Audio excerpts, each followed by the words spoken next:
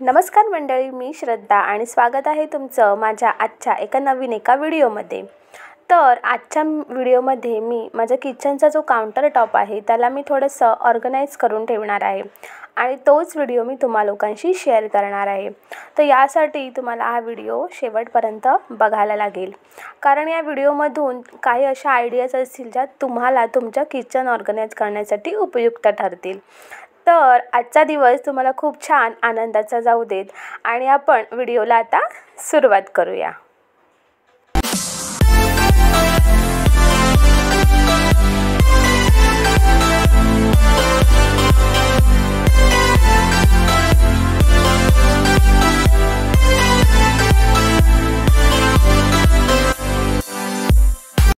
तर kitchen organise करण्या अगोदर आपल्याला करायला लागतं ते किचनची क्लिनिंग।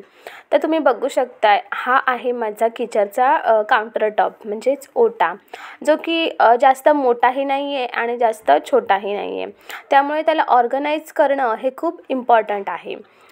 तर बघू शकता तुम्ही आता सध्याच्या स्थितीला माझ्या किचनची काय हालत आहे ती। क्लिनिंगचा पार्ट जो असतो तो खूप किचकट असतो, तर मी पहिल्यांदा खूप किचकट पद्धतीनेच क्लिनिंग करत होती, पण आता अशी एक सोपी पद्धत मला सापडली आहे की ज्यामुळे माझं किचनचं अगदी क्लिनिंगचं काम हे अगदी लवकर होतं। तर हे कॉलिन मला सापडलं आहे, जे मिळतं बाजारातमध्ये। काचेचा वगैरे वस्तू असतात किंवा आपल्या विंडोज असतात त्या क्लीन करण्यासाठी मला ते उपयोगी होतं। तर त्यानेच मी त्या माझ्या किचनच्या वरती जे काही शेल्फ लावलेले आहेत, हे शेल्फ क्लीन करण्यासाठी मी त्याचा वापर करते आणि खूप छान पद्धतीने माझ्या काचा अगदी छान पुसून येतात। तुम्ही बघू शकता किती सारी धूळ याच्यावर जमा झालेली आहे, कारण अगदीच हे गॅसच्या जवळ असल्यामुळे इथे खूप धूळ होते आणि चिकटसुद्धा होतं। त्याच्यामुळे मी पटापट पहिल्यांदा आधी सगळं क्लिनिंग करून घेतलं। अगदी गॅस, ओटा आणि गॅस शेगडी असे सगळं मी छानपैकी क्लिनिंग करून घेतलेलं आहे आणि मी याच्याच मदतीने सगळं छानपैकी क्लिनिंग करून घेतलेले आहेत। हे जे शेल्फ आहेत ना, ते मी अगोदरच लावून घेतलेले आहेत, त्यामुळे किचन ऑर्गनायझेशनमध्ये याची खूप मदत होते। जर तुमच्या किचनच्या मागे जर भिंत असेल ना, तर त्याचा तुम्ही वापर अशा प्रकारे किचन ऑर्गनाइज करण्यासाठी नक्की करा। तर अशा प्रकारे मी इथे 3 हे शेल्फ लावून घेतलेले आहेत आणि त्याचा वापर मी बरण्या ठेवण्यासाठी करते। तर इथे बघा, माझ्या गॅस शेगडीच्या बाजूला इथे थोडीशी मोकळी जागा आहे, तर त्या जागेचा सुद्धा वापर करण्याचं मी ठरवलं। अशा वस्तू तिथे ठेवायच्या आहेत ज्या वस्तू मला हाताशी मिळतील आणि मला त्याची रोज गरज लागते। तर इथे मी एक जुना माझा ट्रे होता, प्लॅस्टिकचाच आहे, तो मी इथे घेतलेला आहे आणि त्यावर ना मी टिश्यू पेपर ठेवणार आहे, कारण इथे मी एक ऑइलचं कंटेनरसुद्धा ठेवणार आहे, त्यामुळे तेलकट होऊ नये म्हणून मी इथे टिश्यू पेपरचा वापर केलेला आहे। तर आता इथे मी एक चिनी मातीची बरणी ठेवली आहे, यामध्ये ना मी कोकम ठेवले आहे, जे की मला स्वयंपाकमध्ये रोज लागतात। तर इथे एका साईडला या भांड्यामध्ये मी टिश्यू ठेवले आहेत, जे की मला खूप लागतात। मला रोजच्या वापरामध्ये टिश्यूचा वापर खूप होतो। तर इथे मी एक छोटंसं प्लांटर ठेवलं आहे, जे की आर्टिफिशियल आहे, त्यामुळे एक थोडासा वेगळा लूक इथे क्रिएट होतो। त्यानंतर इथे मी या कंटेनरमध्ये ऑइल भरून ठेवलं आहे आणि त्यासोबत ऑइल ब्रशसुद्धा आहे त्याच्यामध्ये। याचा वापर मी फक्त चपातीसाठी करते, चपातीला तेल लावण्यासाठीचंच हे ऑइल कंटेनर आहे। त्यानंतर वळूयात आपल्या इकडे या शेल्फकडे, जे की मी छान क्लीन करून घेतलं आहे आणि इथे आपण आपल्या सगळ्या बरण्या मी इथे मांडून घेते। मोस्टली या बरण्यांमध्ये मी कडधान्य आणि डाळीच ठेवते। जेव्हा सुरुवातीलाच आम्ही इथे राहायला आलेलो तेव्हा मी ह्या बरण्या घेतलेल्या, एकसारख्याच या सगळ्या बरण्या घेतल्या होत्या आणि याच्यामध्ये सगळ्या वस्तू मी ठेवायच्या। पण जसजसं माझ्याकडे वेगवेगळे गोष्टी यायला लागल्यात, ऑर्गनायझर यायला लागले, त्यामुळे मी फक्त याचा वापर कडधान्य आणि डाळी ठेवण्यासाठी करते। तर इथे आपले हे सगळ्या डाळी मांडून झालेल्या आहेत। त्यानंतर हा जो शेवटचा शेल्फ आहे, यामध्ये ना मी माझे सगळे मसाले ठेवते, म्हणजेच जे आपल्याला हाताशी जवळ पाहिजेत, म्हणजे गॅसच्या शेगडीच्या अगदी जवळच आहेत ते, म्हणजे मला जेवण करताना अगदी हाताशी ते मिळतात. तर अशा लागणाऱ्या वस्तू मी या बरण्यांमध्ये ठेवलेल्या आहेत. जसं की इथे धना पावडर, जिरा पावडर, काळी मिरी पावडर असे सगळे ड्राय मसाले जे आहेत ना ते मी इथे, पावडर मसाले जे आहेत ना ते मी याच्यामध्ये ठेवलेले आहेत. राई जिरासुद्धा मी इथेच ठेवलेला आहे. तर मला अगदी मिळतात लगेच ते हाताशी, म्हणून मी त्यांना इथेच मांडून ठेवते. वेगळा मसाल्याचा डबा मी त्याच्यासाठी बनवलेला नाही आहे. आणि खूप छान देखील दिसत आहेत ते इथे कलरफुल, त्याच्यामुळे मला ते इथेच ठेवणं आवडतं. त्यानंतर या बरणीमध्ये चिनी मातीचीच बरणी आहे ही, आणि या बरणीमध्ये मी मीठ ठेवलेलं आहे. त्यानंतर थोडीशी जागा होती म्हणून मी ते एक छोटंसं प्लांट ठेवलं आहे, जे की मी ग्रो करण्यासाठी ठेवलं आहे या बॉटलमधून, आणि त्यामुळे अगदीच ग्रीनरी थोडीशी ॲड झाली आहे. बाजूलाच मी हिंगाची डबीसुद्धा ठेवून दिली आहे. तर आता वळूयाच माझ्या गॅसच्या मागच्या भिंतीला. इथे पण मी छान प्रकारे सगळं क्लीन करून घेतलेलं आहे. तर आता तुम्हाला मी एक असं ऑर्गनायझर दाखवणार आहे, ज्यामुळे तुम्हाला किचनमध्ये कुठल्याही गोष्टी अडकवण्यासाठी याची तुम्हाला खूप मदत होईल.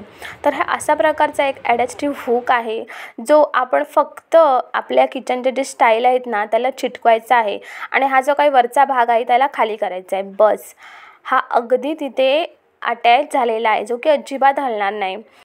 आणि जेव्हा तुम्हाला याला काढायचं असेल ना तेव्हा तुम्ही त्याला अशाच पद्धतीने काढू शकता. आता याला मी DIY केलेले एक हँगर लावून घेते आहे. तर आता आपण इथे बघताय तुम्ही गॅस आहे, शेगडी आहे, त्याच्या बाजूला थोडीशी मोकळी जागा आहे आणि बाजूलाच माझा पाण्याचा माठ आहे.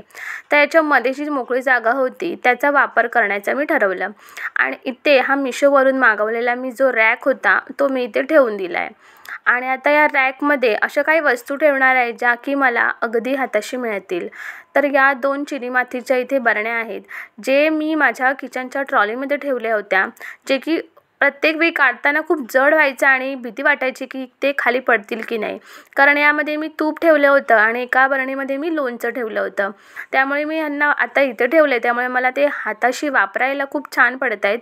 वरच्या रॅकमध्ये सुद्धा 2 चिनी मातीच्या छान अशा बरण्या आहेत. त्यामध्ये मी साखर आणि चहा पावडर ठेवलेली आहे. आणि मागे हे जे 2 बॉटल्स आहेत हे देखील मिशोवरून मागवलेले होत्या. त्याच्यामध्ये मी मीठ आणि लाल तिखट भरून ठेवलेलं आहे. त्यानंतर हे आहे DIY स्पून होल्डर, जे की मी बनवले, आणि त्यामध्ये मला वापरात येणारे सगळे छोटे चमचे मी त्याच्यामध्ये भरून ठेवलेले आहेत. त्यानंतर इथे एका काचेची बरणी आहे, त्यालासुद्धा मी DIY करून त्यामध्ये मी मनी प्लांट ग्रो करायला ठेवलेलं आहे, जे की ग्रीनरी खूप ॲड होते इथे आणि खूप छानसुद्धा दिसतं आहे. त्यानंतर हे आहे खलबत्ता, जो की फक्त लसूण ठेचण्यासाठी वापरते, आणि त्याला देखील मी तिथेच ठेवलेलं आहे. त्यानंतर इथेसुद्धा मी हे छोटंसं आर्टिफिशियल प्लांट ॲड करून ठेवलेलं आहे, जे की खूप छान दिसते आणि एक वेगळा लूक इथे क्रिएट झालेला आहे. तर ऑर्गनायझरचा हा एक पार्टसुद्धा इथे पूर्ण झालेला आहे. आत्ता इथे मी तुम्हाला दाखवते, मिशोवरून मागवलेली ही ऑइल ग्लास बॉटल होती, त्यामध्ये ऑइल कसं भरून ठेवायचं हा खूप प्रश्न पडतो, म्हणून मी त्याचा डेमो दाखवत आहे. त्याच्यासोबत मिळालेल्या फुनेलच्या साहाय्याने त्याच्यामध्ये ऑइल भरून ठेवायचं आहे. आणि मी तुम्हाला इथे सांगेन की ज्या काही ऑइल बॉटल मी आजपर्यंत वापरत होते त्याच्यातली एक बेस्ट ऑइल बॉटल आहे. अगदी मस्त बॉटल आहे ही. तेल अजिबात बाहेर सांडत नाही आणि अगदी कमी तेल आपण स्वयंपाक करताना घेतलं जातं. मागच्या ज्या काही बॉटल होत्या ना त्यामुळे सगळं तेलकट व्हायचं. बॉटलला तेल, खाली ट्रेला तेल, ओटाला तेल, हाताला तेल, सगळं तेलकट व्हायचं. पण या बॉटलमधून असं काही होत नाही आहे. पण याला ठेवण्यासाठी दुसरी कुठे जागा नाही आहे मला, म्हणून मी इथेच गॅसच्या बाजूला याला ठेवून देते आहे. एका प्लेटमध्ये मी टिश्यू ठेवले आणि त्याच्यामध्ये ही बॉटल ठेवून दिलेली आहे. त्यानंतर वळूया सिंक एरियाकडे, आणि सिंक एरियाच्या वरच माझं हे LGचं वॉटर प्युरिफाय आहे. आणि ही जी वेल होती आर्टिफिशियल क्रीपर, जी मी मेशोवरून मागवलेली, तुम्हाला मागच्या व्हिडिओमध्ये दाखवलेली, ते मी इथे लावली आहे. वॉटर प्युरिफायची जी मशीन आहे ना बाजूला, ते मला किचनमध्ये खूप दिसायला चांगली दिसत नव्हती. ती झाकण्यासाठी म्हणून मी या वेलीचा वापर केलेला आहे, आणि बऱ्यापैकी ती झाकली गेलेली सुद्धा आहे आणि खूप छान लूक इथे क्रिएट झालेला आहे. त्यावरसुद्धा मी एक रुमाल ठेवलेला आहे आणि त्यावरसुद्धा 2-3 असे आर्टिफिशियल प्लांट ठेवलेले आहेत. तर आता वळूया सिंक एरियाकडे. सिंक एरियाच्या इथेसुद्धा मी एक तसाच हुक लावलेला आहे आणि ओटा क्लीन करण्यासाठी लागतो तो स्वीपर मी इथे ठेवून दिलेला आहे. तर आता एका साईडला एक असं भांडं ठेवलेलं आहे आणि त्यामध्ये मी इथे काचेच्या बॉटलमध्ये मनी प्लांट ठेवलेला आहे. त्याच्या बाजूलासुद्धा एक अशा बॉटलमध्ये कलर करून त्या देखील सुद्धा मी मनी प्लांट ठेवलेला आहे. तुमच्या किचनमध्ये जेवढे ग्रीनरी असेल ना तेवढं खूप छान वाटतं आणि एक पॉझिटिव्ह एनर्जीसुद्धा मिळत असते.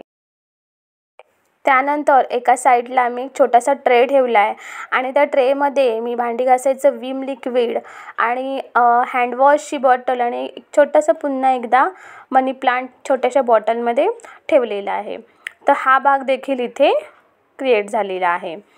त्यानंतर जे स्क्रबर असतात ना आपले भांडी घासायचे ते ठेवण्यासाठी मी अशा प्रकारचा या डब्याचा उपयोग केलेला आहे, ज्यामधून मिठाई वगैरे मिळते. तो डबा फेकण्यापेक्षा मी त्याचा असा उपयोग केलेला आहे आणि या डब्याला ना खाली होल पाडून घ्यायचे जेणेकरून त्याच्यातून पाणीसुद्धा गळून जाईल.